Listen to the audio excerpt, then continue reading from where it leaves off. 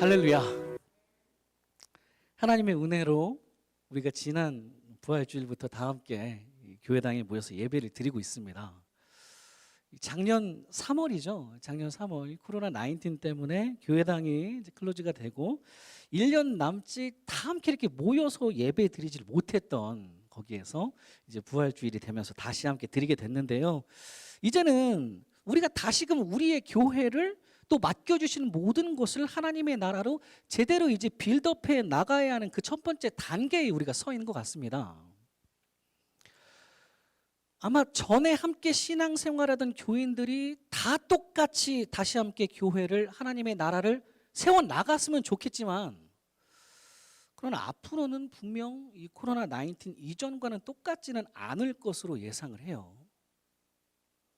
그러면 이 쉽지 않은 이 상황에서 우리는 과연 어떻게 우리 안에 다소 무너진 이 전열을 다시 가다듬으면서 코로나 19 이후를 대비하고 또 어떤 가치관으로 하나님의 나라를 우리 안에 말씀 따라 굳게 세워 나갈 수 있을까?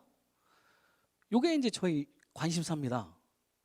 계속 고민을 하다가요, 오늘 본문인 이 다윗의 인구조사 부분을 이제 묵상을 하게 됐습니다.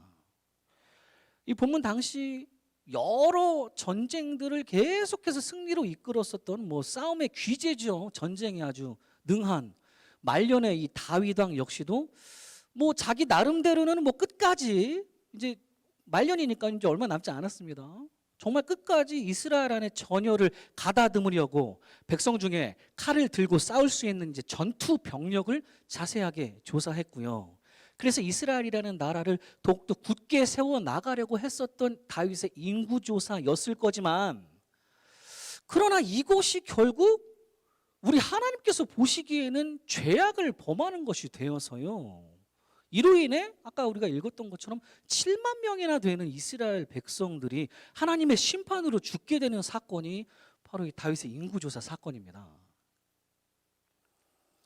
그렇다면 다윗의 이 인구조사에는 대체 무엇이 문제인지, 또 이 인구조사 사건을 통해서 우리 하나님께서는 다윗에게 또 지금 이 시대를 이스라엘로 주의 자녀로 살아가고 있는 지금 우리 그리스도인들에게 과연 무엇을 말씀하시려는 건지, 어떻게 우리가 전열을 가다듬을 수 있는 건지 잠시 살펴보면서 은혜를 나누고자 합니다. 먼저 첫 번째로요, 우리 하나님께서는요, 다윗의 인구조사처럼 세상 병력에 자꾸 초점을 맞추는 인구조사는 벌하시는 우리 하나님이시다라는 사실입니다. 1절 말씀 읽어보면 이렇죠. 여호와께서 다시 이스라엘을 향하여 진노하사 그들을 치시려고 다윗을 격동시키사 가서 이스라엘과 유다의 인구를 조사하라 하신지라, 이렇게 말씀하십니다. 약간 이상합니다. 다윗의 인구조사가 궁극적으로는 잘못된 죄악이었다라는 사실을 우리가 잘 알고 있는데요, 근데 실제 이 인구조사 자체를 다윗에게 처음 지시하신 분이 바로 우리 하나님이셨다라는 사실입니다. 더 이상한 것은요, 이제 동일하게 똑같은 우리 부분을, 다윗의 인구조사한 부분을 기록하고 있는 역대상 21장 1절 말씀에 가보면요, 거기에서는 다윗을 충동해서 이스라엘을 계수하게 한 장본인이 바로 요거라고 표현합니다. 역대상 가보면요, 사탄이 일어나 이스라엘을 대적하고 다윗을 충동하여 이스라엘을 계수하게 하니라. 오늘 사무엘하 본문에서는 우리 하나님께서 이스라엘의 인구를 다윗에게 지시하셨다라고 말씀하고요, 또 저 역대상 본문에서는 사탄이 다윗을 충동하여 이스라엘을 계수하게 했다라고 말씀하십니다. 두 말씀이 틀린 말씀은 아니니까 저 두 말씀을 조합해서 생각을 해보면요, 맨 처음 다윗에게 인구조사를 명령하신 분은 우리 하나님이 맞으시지만, 그러나 다윗이 원래 하나님의 의도대로 이스라엘의 인구를 조사한 것이 아니라 바로 사탄의 충동대로, 사탄의 충동으로 뭔가 지금 잘못된 인구조사를 중간에 진행하게 되었다라는 말씀입니다.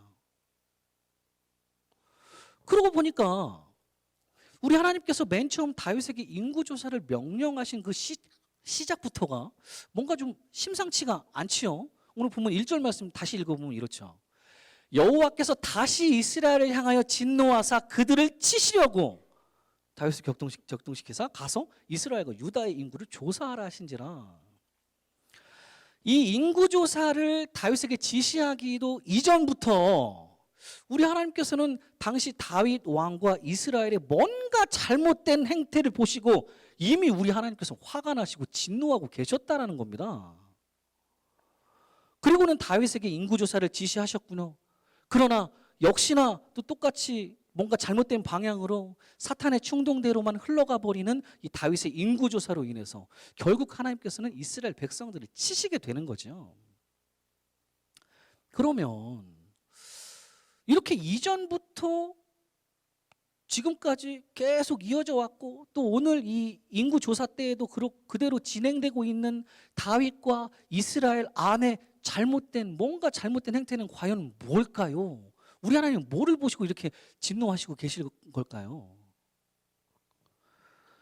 사실 본문 이전부터 이전 계속 봐도 여적 다윗이 오늘 인구 조사를 하기 이전까지 거의 평생을 이어왔던 행태라고 한다면 다윗은 반평생이 아니죠. 평생 뭐 했습니까? 전쟁만 했습니다. 전쟁. 다윗은 전쟁을 잘하는 사람이에요. 대부분 다 이겼죠. 줄곧 많은 나라들과 전쟁을 치르는 것이 대부분이었습니다. 여러 나라들을 계속 점령하고 영토를 확장해 나가고 승리해 나가면서 마지막으로 그렇게 오랜 숙적이었던 블레셋마저도 바로 전에 물리쳐 버립니다.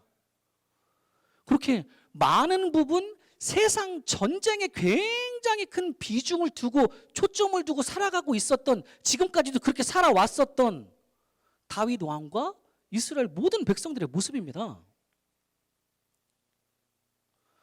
본문이 24장인데요. 사무엘하 24장인데 23장 바로 앞에 있는 23장 말씀에도 가보면 거기는 죄다 다윗의 용사들이 어떤 일들을 했는지 그 업적들을 쫙 기록해 놓고 있습니다. 얼마나 싸움을 잘했는지, 얼마나 전쟁에 능한 기술이 있었는지, 적군 수백 명을 그 자리에서 어떻게 때려 물리쳤는지, 또 삼손 마냥 사자도 때려잡습니다.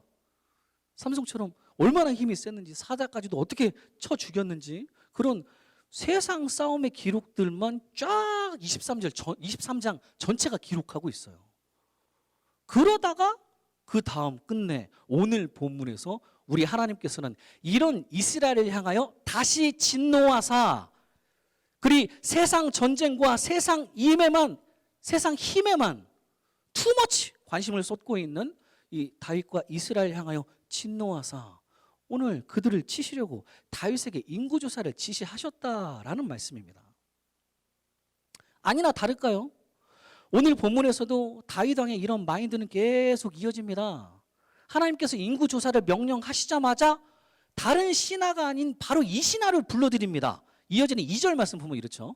이에 왕이 그 곁에 있는 군사령관 요압에게 이르되 너는 이스라엘 모든 지파 가운데로 다니며 이제 단에서부터 부에세바까지 인구를 조사하여 백성의 수를 내게 보고하라 하니, 여러 신하들이 있을 건데 군대 장관을 부릅니다. 군대 최고 군사령관이죠. 요압이라는 장군을 불러다가 인구를 조사하라고, 좀 더 구체적으로 말하면 그냥 인구 아니라 실제 전쟁에서 싸울 수가 있는 내 군대의 병력에 대한 인구를 조사하라고 지금 명령을 내리고 있는 다윗 왕입니다. 나중에 이 요압이 이제 인구 조사를 마치고 돌아와서 다윗에게 보고하고 있는 그 내용을 보면요, 다윗 왕이 지시했던 인구 조사가 어떤 것인지를 아주 단번에 알 수가 있습니다. 9절 말씀 가보면 이렇게 보고하죠. 요압이 백성의 수를 왕께 보고하니 곧 이스라엘에서 칼을 빼는 담대한 자가 80만 명이요 유다 사람이 50만 명이었더라. 끝. 다윗 왕이 원하는 인구 조사는 저게 답니다. 그렇게 이스라엘에서 칼을 빼는 담대한 자, 얼마나 싸움을 잘하는 사람이 몇 명이나 되는지, 우리가 세상 힘이 얼마나 파워풀한지, 내가 가지고 있는 전투 병력이 얼마나 되는지, 그 인구를 지금 조사하라고 처음 군사령관 요압에게 명령을 했었던 다윗 왕이었다는 거죠. 분명 우리 하나님께서 맨 처음 지시하셨던 인구 조사라는 것은 이런 거는 분명 아니었을 것 같은데, 오늘 다윗 왕은 그죠? 군대 병력, 파워, 세상 힘에 대한 인구 조사만을 요압에게 명령하고 있다라는 말씀이에요.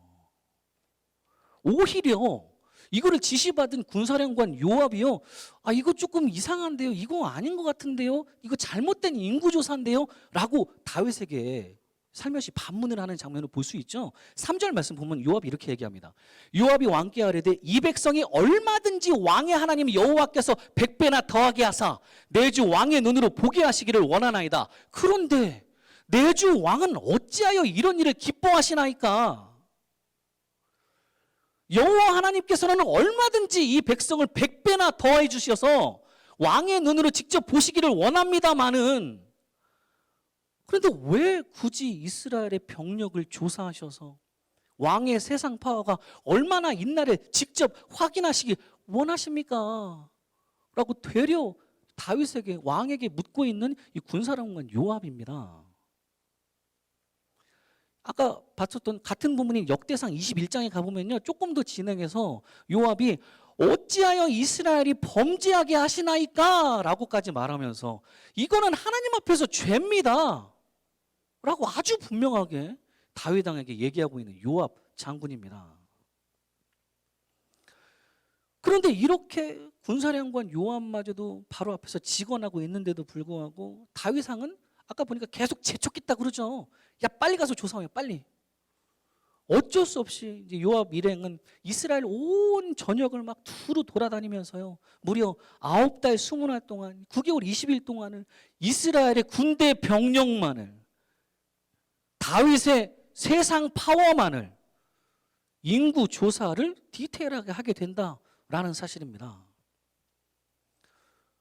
그래서 결국 이렇게 세상 병력에만, 세상 파워에만 자꾸 초점을 맞추는 인구 조사로 인해서 이것이 우리 하나님 앞에서는 죄악을 범하는 것이 되어서 이로 인해 끝내 7만 명이나 되는 이스라엘의 백성들이 하나님의 심판으로 죽게 되는 거죠. 이게 다윗의 잘못된 인구조사입니다. 그러면 원래 우리 하나님께서는 다윗과 이스라엘 아래서 보기를 원하셨던 제대로 된 인구조사란 과연 뭘까요? 우리 하나님 뭘 보시기 원하셨을까요? 그 모습은 지금 우리에게도 마찬가지일 겁니다. 대체 어떤 모습으로 인구조사를 하기를 원하셨을까? 사실 이 인구조사 부분에 있어서는요, 무엇이 하나님 앞에서 제대로 된 인구조사인지 그 정답을 사실 우리 하나님께서는 이미 다윗 이전부터도 성경 말씀을 통해서 줄곧 알려주고 계셨습니다. 성경 말씀 보면 우리 외워볼까요? 앞에 부터 창세기, 출애굽기, 레위기. 답을 말하셨습니다. 지금 창세기, 출애굽기, 레위기, 그 다음 뭐예요? 민수기란 말씀이 있습니다. 백성 민자에다가 셀수죠. 백성들을 센다. 영어로는 numbers라고 하는 인구조사에 대한 민수기의 말씀이 있습니다.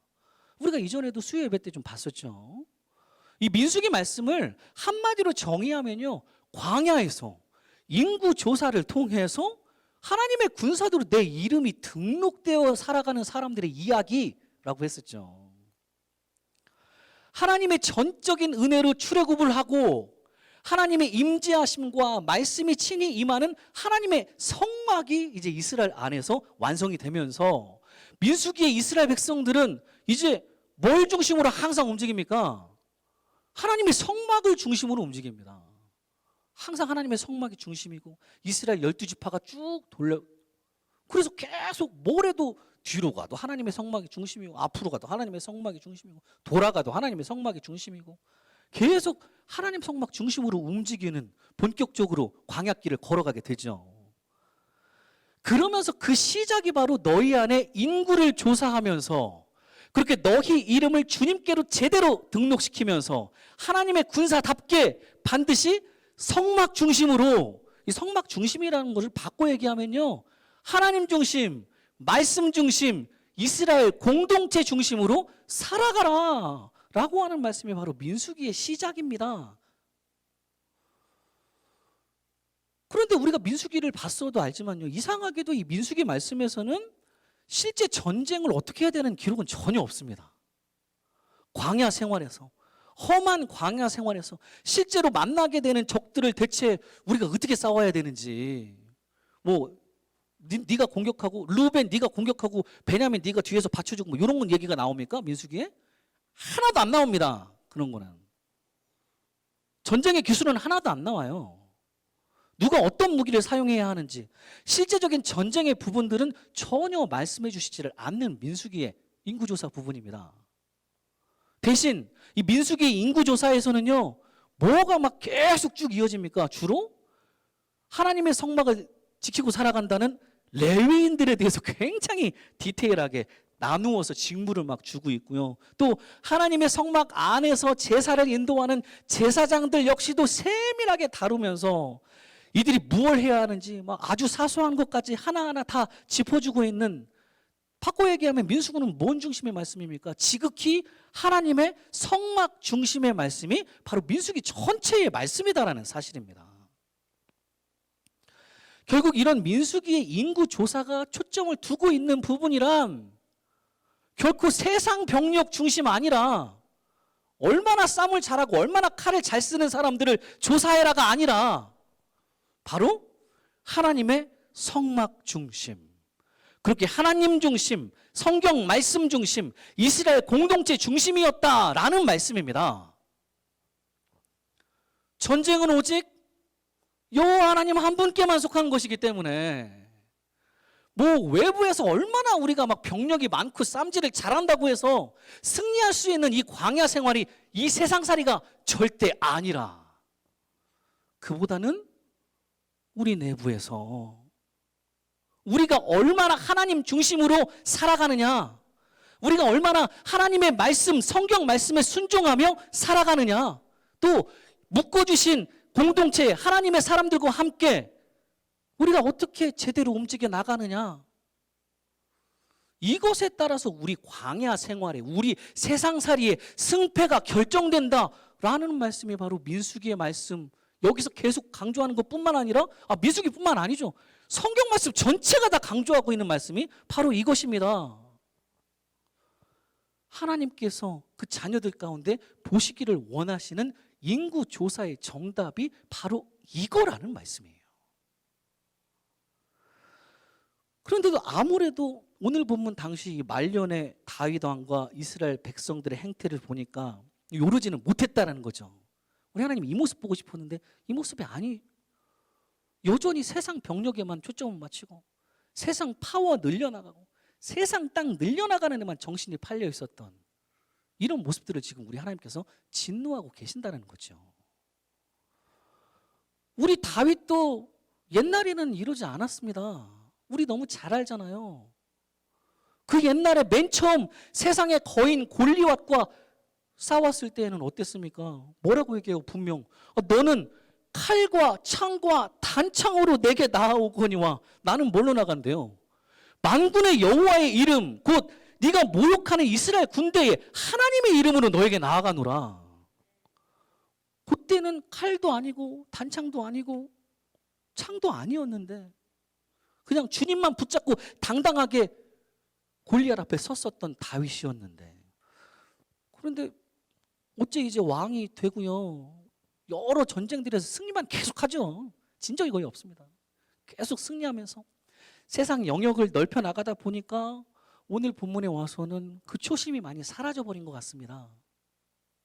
만군의 여호와의 이름을 의지하기는커녕 9절 말씀처럼 그저 칼을 빼는 자기 병력에만, 세상 힘에만 초점을 맞추면서 인구조사를 진행하고 있는 다윗 왕의 잘못된 인구조사였다라는 말씀이에요. 바라기는 우리 안에서도 동일하게 하나님께서 명하시는 우리들의 인구조사는 과연 어떻게 흘러가고 있는지를 한번 돌아봤으면 좋겠습니다. 코로나19 벌써 이제 1년이 막 넘어갔잖아요. 올해 처음에는 주님만 우리가 붙잡고 갑니다. 다윗처럼 초심에는 그랬지 모르겠지만 갈수록 좀 변동되지는 않았는지, 변심하지는 않았는지, 우리가 초점을 맞추는 것은, 지금 내가 초점을 맞추고 있는 것은 과연 어떤 부분인지. 만군의 여호와의 이름 하나만으로도 충분한데 예수 그리스도 한 분만으로도 나는 만족해야 하는데 어째 다른 것들 의지하면서 그거를 지금 조사하고 있는 건 아닌지, 혹 칼을 빼는 나의 병력에만, 세상 병력에만 예민하게 이것만을 파악하고 인구조사해오는, 그렇게 전열을 가다듬으려고 하는 우리들은 아니었는지를 한번 돌아보시면서요. 그러나 이제는 코로나19 이후를 살아가는 우리들의 삶 속에서는 결단코 이런 잘못된 인구조사가 아니라요. 민수기의 인구조사 바로 그 정답처럼 가장 먼저는 무엇보다도 우리 내부에서 하나님 중심, 말씀 중심, 이스라엘 공동체 중심, 바로 교회 중심으로 이 힘들고 어려운 광야 같은 세상이라 할지라도 전쟁은 오직 여호와 하나님 한 분께만 속한 것이기에 주님 한 분만 제대로 붙잡고 당당하게 주어진 삶을 살아내시는 이 시대 진정한 이스라엘 주의 자녀들이 저와 여러분 모두가 되시기를 간절히 축원합니다. 세 가지 중심, 제가 그냥 너무 귀에 못이 박히게 옛날에 민수기 때 말씀드렸던 것 같은데 세 가지 중심 다시 한번 해볼까요? 우리 뭐 중심입니까? 저 안 할 거예요. 첫 번째, 두 번째, 세 번째, 할렐루야. 하나님 중심, 성경 말씀 중심, 그리고 묶어주신 교회 중심입니다. 이것이 바로 다윗의 인구조사를 통해서 말씀하시는 첫 번째고요. 그리고 두 번째로 이제 본문에서 우리가 이어서 찾아볼 수 있는 것은요, 우리 하나님께서는 이런 죄악된 이스라엘이라도 끝까지 불쌍히 여겨주시고 돌아봐 주신다라는 사실입니다. 이제 앞서 칼을 빼는 자기 병력에만, 세상 힘에만 초점을 맞추어서 잘못된 인구 조사를 진행해 나갔었던 다윗 왕이요. 그래도 다윗 왕은 다윗 왕인가 봅니다. 하나님이 합한 사람, 하나님 마음이 합한 사람 다윗은 이 인구 조사를 다 마치고 나서 바로 자신의 죄악됨을 먼저 이제 스스로 깨닫게 됩니다. 10절 말씀 보면 이렇게 말씀하시죠. 다윗이 백성을 조사한 후에 그의 마음에 자책하고 다윗이 여호와께 아뢰되 내가 이 일을 행함으로 큰 죄를 범하였나이다. 여호와여 이제 간구하옵나니 종의 죄를 사하여 주옵소서. 내가 심히 미련하게 행하였나이다. 여기서 그의 마음에 자책하다라는 이 구약의 표현을 이제 직역하면요, 그의 마음이, 그의 심장이 그를 때렸다라는 겁니다. 우리 표현으로 이제 자책했다는 게 적당한 것 같아요. 나 스스로를 채찍질했다. 그렇게 나 스스로를 꾸짖었다라는 거죠. 이렇게 죄악됨과 나의 죄악됨과 나의 연약함을 이제 하나님 앞에 회개하며 엎드려 간구하고 있는 다윗 왕의 모습이 바로 이어집니다. 그리고 나서 이제 우리 하나님께서 선지자 갓을 보내시고 다윗으로 하여금 세 가지의 심판 중에 하나를 네가 선택해서 골라라라고 말씀을 하시죠. 첫 번째 내용은 7년 동안 이제 이 땅에 기근이 있다라는 심판이고, 그리고 두 번째는 다윗 왕이 이제 원수들에게 쫓겨서 석 달 동안 이제 도망자가 되는 심판이고요. 그리고 세 번째가 이 땅에 이제 사흘 동안 전염병이 있는 그런 심판입니다. 그래서 다윗이 이렇게 대답을 하죠. 14절 말씀 보면 이래요. 다윗이 갓에게 이르되 내가 고통 중에 있도다 청하건대 여호와께서는 긍휼이 크시니 우리가 여호와의 손에 빠지고 내가 사람의 손에 빠지지 아니하기를 원하노라 하는지라. 여기서 지금 이 부분에서 우리가 주목해야 할 것은요, 다윗은 결코 이 세 가지의 심판 중에 하나를 자기가 고르고 있는 게 아니라는 겁니다. 자기가 고르는 게 아니라 갓 선지자를 통해서 하나님께 이렇게 말씀드리고 있는 거예요. 주님, 뭐가 됐든 간에 나를 사람의 손에 빠지게 하지는 마시고 오직 여호와의 손에, 긍휼하심이 크신 우리 하나님의 손에만 내가 빠지기를 원합니다 라고 이렇게 간청을 하면서 그렇게 지금 뭐 하고 있는 거예요? 심판자께 모든 거 맡기고 있습니다. 주님의 뜻대로 판단해 주세요. 심판자이신 하나님의 결정에, 주님의 손에 내 모든 것, 우리의 모든 거죠. 우리의 모든 것을 다 맡기고 있다라는 사실입니다.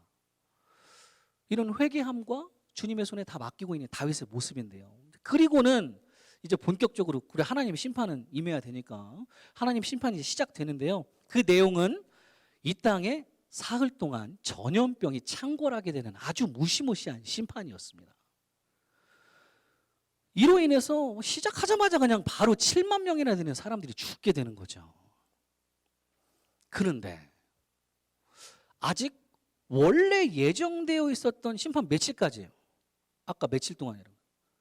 3일 동안, 사흘 동안 심판이 있어야 되는데 예정되어 있는 이 3일이 아직 되지 않았습니다. 아직 되지 않았어요. 아직 사흘이 지나가지 않은 어느 순간 어느 지점에 우리 하나님께서는 이렇게 하시죠. 본문 16절 말씀 보면요. 천사가 예루살렘을 향하여 그의 손을 들어 멸하를 하더니 여호와께서 이 재앙 내리심을 뉘우치사 백성을 멸하는 천사에게 이르시되 족하다 이제는 네 손을 거두라 하시니 여호와의 사자가 여부수 사람 아라우나의 타작마당 곁에 선 있는지라. 아니 예정되어 있는 심판을 중지시키는 것도 조금 이해가 되지 않는데 굉장히 언더스탠하기 힘든 우리 하나님의 모습이 저기 그려지고 있습니다. 당연히 이스라엘의 죄로 다윗의 죄로 말미암아 재앙 내리신 것은 당연히 옳으신 심판이신데 그런데 어째 여호와께서 이 재앙 내리심을 뉘우치신다 라고 표현되고 있는 참 이상한 우리 하나님 아버지의 모습이십니다. 여기서 뉘우치다, 이제 후회하다라는 거죠. 뉘우치다, 후회하다. 라는 것은 이제 구약의 단어로 니함이라고 하는 단어를 이제 사용하는데요. 보통 후회한다라는 것은 뭘 후회합니까? 잘한 일 후회합니까? 그렇게 못한 거 후회하죠. 그때 좀 공부를 좀 더 할 걸 뭐 이런 거 후회하잖아요, 우리가. 잘못한 것에 뭔가 잘못한 일에 대해서 반성하면서 뉘우치는 게 후회라는 건데요.